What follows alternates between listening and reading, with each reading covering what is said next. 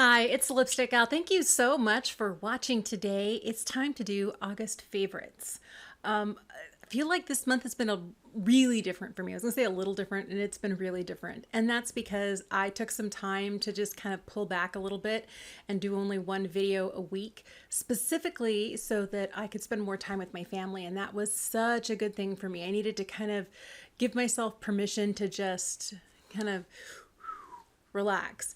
And so going forward, I think I'll be back to my regular schedule, but it was so nice to take a little bit of extra time off in August. Another favorite, my oldest made it home from summer camp. They had been working at a camp in the kitchen for the entire summer. They had been gone for 10 weeks and we missed them so much. It was great to finally have her home again, and picked her up on the last Friday of the month, so the 29th, and we had a long drive. It was just me and her. We had a great chat.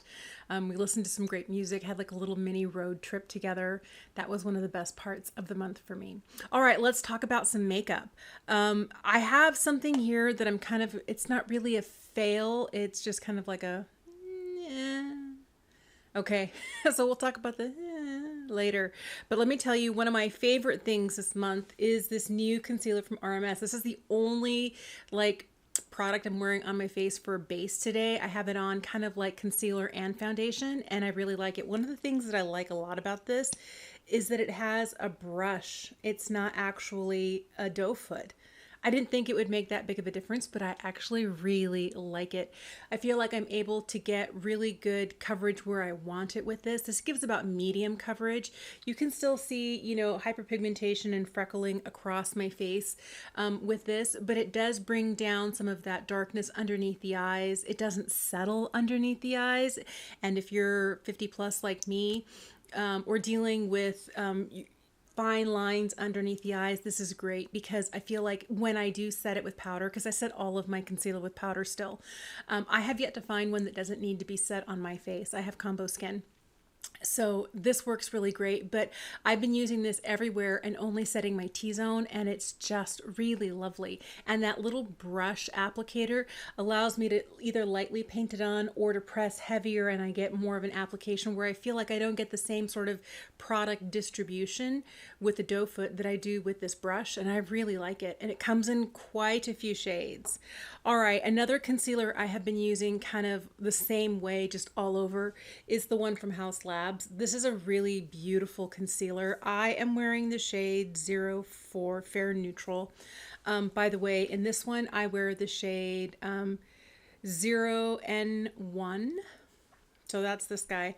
And 04 in this. I like this. This is a much thicker consistency and higher pigmentation overall. I feel like it's also just a smidge peachier undertone wise. But it gets rid of like hyperpigmentation. What hyperpigmentation? Like, boop, it's gone. I feel like it's really good for that. It's also really good underneath the eyes. I like that this doesn't tend to settle when I set it with powder either. It is just a little bit heavier. It's not as lightweight as the RMS, but I feel like they do different things. I like this for a day when I'm wanting to look a little bit more like myself, but in color. And when I want to look a little bit more glam, I'll reach for the House Labs. All right, I've been pairing both of those with what was one of my favorite powders last summer and is still my favorite loose powder right now. And it's from RMS. This is their Hydra Setting Powder. I really, really like this. This is one of those products that I have on today, but I've been using all month long. And it's definitely one of those... I took the tamper out of it. It did have a tamper. It drove me crazy, so that was my doing. But what I like about this is that it has a really beautiful finish to it, and it doesn't end up looking really powdery. It doesn't end up looking really dry. It doesn't end up accentuating fine lines or dryness around my face, because I do have some of those problem areas and I don't notice them until I put the wrong powder on, and then it's just like shining a spotlight like right there, like, all the lights are like, look, dryness, or oh, look, some fine lines. And I feel like this one is really beautiful. Now, I hear that there are some people who feel like it's too glowy. I don't have a problem with that. I don't feel like this has any glitter in it. Looking at it across the face, it has maybe some mild radiance to it, but not in a way where it ends up looking glittery or glowy on the face. It just looks like my skin, but set, and it doesn't end up looking dry and powdery, and that's why I love it. And I've been using it regularly for the past year, still a fave. I tried a lot of blushes this month, and I really like the ones from Phytosurgeons. I'm wearing the shade Scorch today. It looks like this. This is the shade on the cheeks. It's so beautiful. The other one that I have from Phytosurgeons is in the shade Condensate, and it's much more of a kind of like a mauve, but it's almost like a gray mauve, and I love that about it. It's such an interesting shade, but when it's blended out, it's a nice cool shade, and it doesn't end up looking like it's too much. And you might be like, whoa, that's a little too gray. I feel like sometimes blushes can be just a little too warm, and if I want to tone it down, a little bit of this does a trick. Or on the days that I'm doing a full cool face look with cool eyes, cool lips, cool everything, this is really, really, really pretty. The one that I do find that I've been reaching for a little bit more is the shade Scorch. That's the one that I'm wearing today, the one that I have on my cheeks. It's a nice warm, but I like that these shades, here's Scorch, definitely has more warmth to it, but they're both so desaturated. There's something special about these shades. These shades are not like other typical blush shades. You don't need a lot. I feel like they last really well on my face. I don't feel like my face is tacky from the product. They kind of set a little bit. I think that for me, the shades are what make this product so special, is that they're unlike other shades from other brands. So if you're looking for something that's a little bit more nuanced, something that's a little bit more grungy or murky, and has some really beautiful undertones, you might really like Phytosurgeons. Sadly, I think they have paused shipping to the United States for a while, and I tried them earlier this month. I hate that they had to pause their shipping to the US, but you know, tariffs. We'll just put a period after it and leave it there. All right, another blush that I really like, and this is from Fui. This is new to Ulta, and this is their Blurring Pudding Pot, and I have the shade ND04. And it is such a really, it's like really fluffy, almost bouncy texture, but the color is so lovely. And what I love about this is that this stays, even in really hot weather. We've been having 100+ degrees.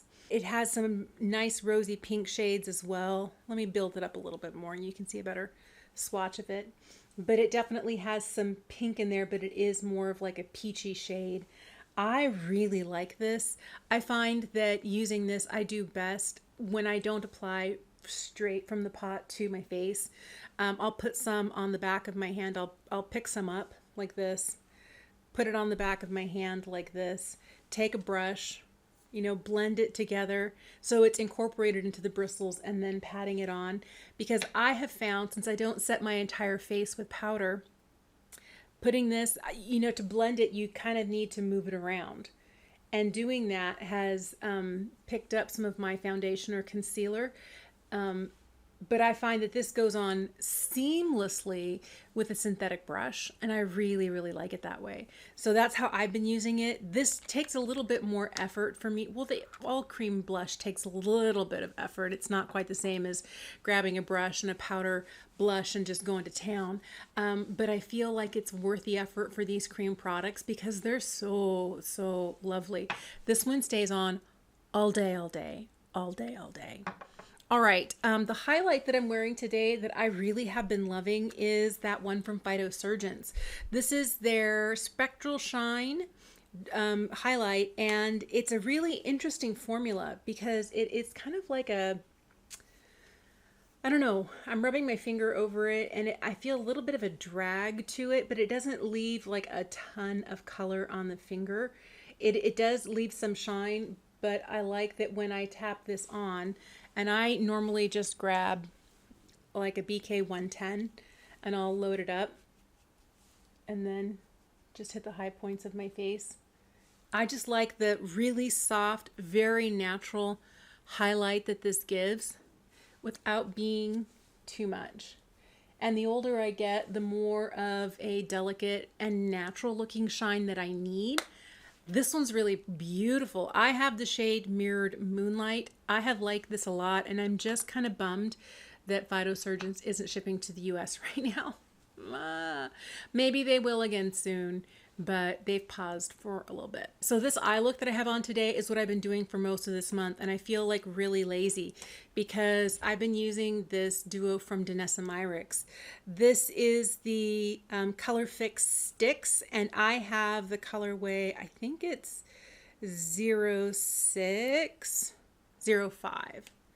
It's 05. So it's Cassiopeia and the shade Astra. And this is so easy. I'll take one of these, roll it up, swipe it on the eye, blend it with my finger, swipe it on the eye, blend it with my finger. And I like that I can throw on, like, this is the foil side, so I can throw on just like a little bit more. And even though I have textured eyelids, this doesn't end up showing up super textured on my lids unless I put on too much. And I find that there is a line where the metallic side doesn't end up ever looking textured. The foiled side can look a little textured. But I feel like, you know, I just put on more than I had on before, and I still feel like I'm not getting any extra texture to the lid. It's been really, really easy, and that's what I've been reaching for this month. Things that are like stupid easy for me to get my eye look done.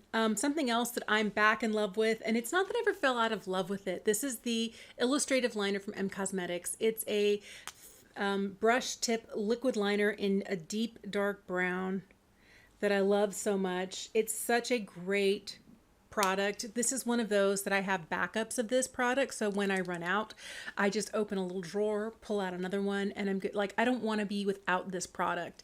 And it gives me such a fine, teeny tiny little wing. It stays really well. It doesn't tend to go places. It doesn't bleed. It doesn't feather. Love this. This is one of those, I don't know how many times I've repurchased this. I also have my oldest addicted to this as well. And I'm kind of like, I'm sorry I got you addicted to a 20 some odd dollar eyeliner, but it's beautiful and I really, really like it. And I picked up this month. This is one of those that I'm a little unsure about. Okay, I like the way that my lashes look. I like the way that this performs. This is the new mascara from Dibs because it has one side, the side that has like the pink side to it, is the lash primer, and it's brown. I like that it's a brown lash primer.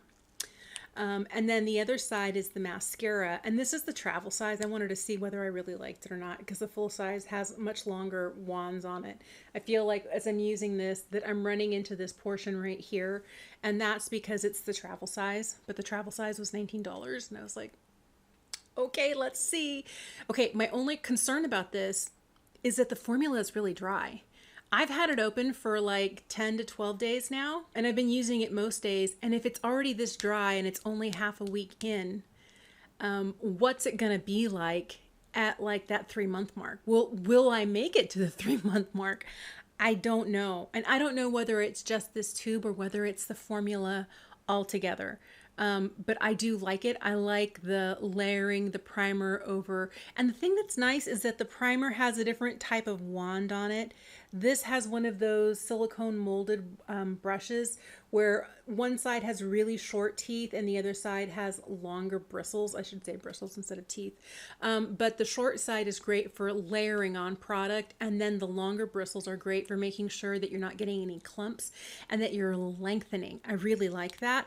And then the other side has more of that, like a traditional mascara wand. It's an hourglass shape. What I love the most is that it's a tubing formula. It's a tubing formula, so a little warm water and she comes off in tubes. Now, sometimes a mascara will say it's a tubing formula and I'm like, but you're not coming off in tubes. So no, we cannot check that box. This one's beautiful. It's such an easy removal. I really, really like that about it. I have been liking it. I'm just curious as to whether it's going to make it to the 3-month mark because it is already on the dryish side. Okay, I found a new brow pencil this month that I like quite a lot, and it's new from Morphe. This is called the Nano Brow Pencil, and I wear the shade Cold Brew. This is a 1mm pencil. Actually, it's 0.9 millimeters. I like that it's so tiny. It gives these smallest little hair-like strokes. Like they're so skinny, they're so tiny. If you happen to like a Precisely My Brow or an Anastasia Brow Wiz that is a little bit larger, this pencil may not be that exciting to you. But if you have like real strategic holes in your brows that you need to fill and you want it to look like a hair stroke as opposed to like color being laid down, I feel like this is a really good job of making me look like I have very full brows. But I truly don't. I feel like I have eyebrow hair to about here and then like 6 little scraggly hairs throughout the rest of the, and this is my weakest eyebrow right here, my left brow. But this gives me such a beautiful look.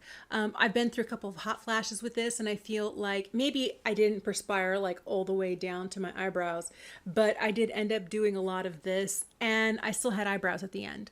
There are some products that don't work that way. There was a NYX pencil that I tried that did not survive a hot flash and I was eyebrowless and I was not happy. But this one has been great. It's $11. I think it's a really, really great option. If you want one of those really fine, teeny tiny pencils, the Precisely My Brow Detailer from Benefit is in the mid 20s and it's a 0.8 millimeter.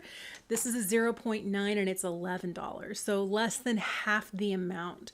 And I think they have some nice colors and I feel like the pencil itself does a really, really great job. All right, let me tell you about my lippy favorites. The one that I'm wearing today, I have a combo going on.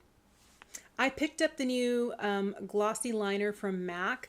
This is called the Lip Glazer Glossy Liner. I have the shade Whirlin. Whirlin is so pretty because it's like a rosy sort of shade. It does lean a little on the nude side, but on the cooler side of nude. It does have more of those mauve tones to it. And then guess what? Me and a Revlon lipstick. I was like, wait, who am I? After talking about how the Louis Vuitton lipsticks and lip balms are going to be $160, I was just like, no. So I was going through all the comments. Somebody in the comments said, hey, Revlon lipsticks are fantastic. Go get yourself a Revlon lipstick. And I realized it's been a minute since I picked one up. And I haven't always fallen in love with the shades that I got from Revlon. But I said, you know what? I'm bound and determined to find one. So I went to my local Ulta and they actually had testers for all of their lipsticks. So I was able to go through and I swatched like all the way up the arm. And the one that I came out loving is one that I'm wearing today. This is called Bear It All. It's number 755. This is what it looks like on its own. It is so beautiful. It is easy, creamy, hydrating, wears well. It's just a really nice lipstick. And I think prices for Revlon lipsticks are more expensive at Ulta than at other places. Other places, I think you can get one of these for, like the Super Lustrous are like under $7, under $7 or $8. And I think at Ulta it's like $10.99. I don't remember what it is, but still compared to that $160 price point or other luxury lipsticks, it's a really beautiful lipstick. And this shade just really has been checking all the boxes for me. It's like the perfect shade, especially when I mix it with this. And I love that this lip liner at $25, you know, I could get 2 lipsticks or I could get 1 lip liner. Anyway, price differences are always going to be there, but it really, I'm so glad someone said, go get yourself a Super Lustrous from Revlon because, oh yeah, still serving beautiful, beautiful looks. I just wish there were a few more nuanced shades. I do have a couple of them. This is the one that I've been reaching for this month. All right, still in love with this. This is that new lip oil gloss from Lancome. Oh, this is so beautiful. This one I have here is in Million Dollar Berry and looks like this. Super glossy, super pretty, very hydrating, doesn't go outside my vermilion border. I love the doe foot on it. I love the way that it stays on my lips and I just think it's beautiful. To me, this is one of those products that's worth that higher price point because it is so cosmetically elegant, and the fact that it doesn't leave my vermilion border and I have 50-year-old lips with fine lines everywhere, That to me is almost like bordering miraculous. All right, other lip products I've been enjoying are these guys. These are the 3D volumizing gloss from Fui.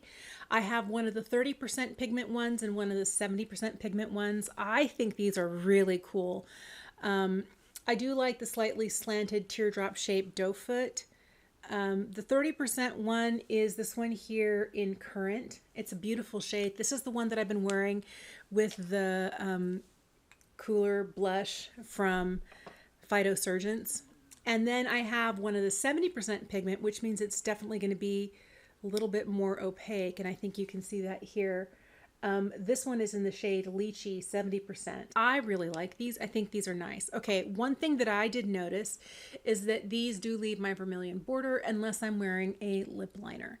I find that a lip liner will corral them, but on their own, they kind of do find a few of the fine lines. Not really egregiously and just like travel so that you have lines like all the way out to here, but it does give a slightly fuzzy lip line. So if you have more mature lips, pair these with a lip liner. I think you'll like them. I try not to wear them on their own because of that, but I, in all honesty, have just been dealing with a slightly fuzzy lip line and not caring because this shade is so pretty and is so easy, and it kind of went with everything this month. So I was kind of like, I don't care, let's do it anyway. The one thing that I tried this month, I'm not going to say it's a fail. I'm just going to say I'm not as excited as I was when I first saw it in store. Is this from Urban Decay. This is their Naked Shaped palette. This is the cool one. First of all, the packaging is a total letdown. It's plastic, it slides, there's no mirror. Okay, another letdown in the packaging is that these 4 shades here in the center are creams and there's nothing to cover it. So you could end up with sparkle from one of these more metallic shades in here, and then you don't have a matte cream anymore. That's a little bit of a letdown. I love the way that Patrick Ta has creams, but they're covered, and it just makes sure that things stay where they're supposed to and out of the creams. I feel like the shades in here are okay. They're nice. Do I get a nice eye look out of it? Yes. Is it inspiring me to come back and play with it all the time? No. And I wish I'd kind of discovered that before I purchased it for $56. Is it bad? No, but I don't know that if you already have a lot of neutral but cool leaning eyeshadow palettes, this brings anything new to the table. There's nothing here that is groundbreaking. There's nothing here that is super exciting. There is nothing here that makes me want to tell you that, yeah, next time you're in store, swatch it. It's really worth swatching, and then you can decide. I'm just kind of like, So this is the one thing, is like the,